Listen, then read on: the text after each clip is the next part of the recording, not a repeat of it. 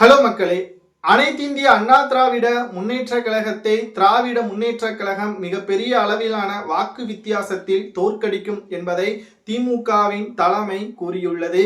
2026 கட்சி ஒட்டுமொத்தமாக இழுத்து மூட வேண்டியதுதான்.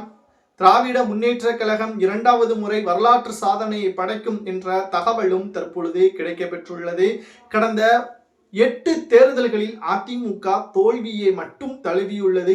இறுதியாக பாஜகவுடன் அதிமுக கூட்டணி வைத்து அதிமுக செய்த மிகப்பெரிய தவறாகவும் பார்க்கப்படுகிறது.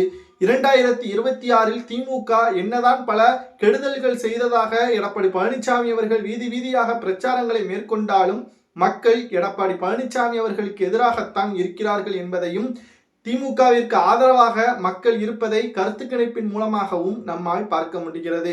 ஒருவேளை திமுக தோல்வியடைய வேண்டும் என்றால் அதற்கு ஒரே ஒரு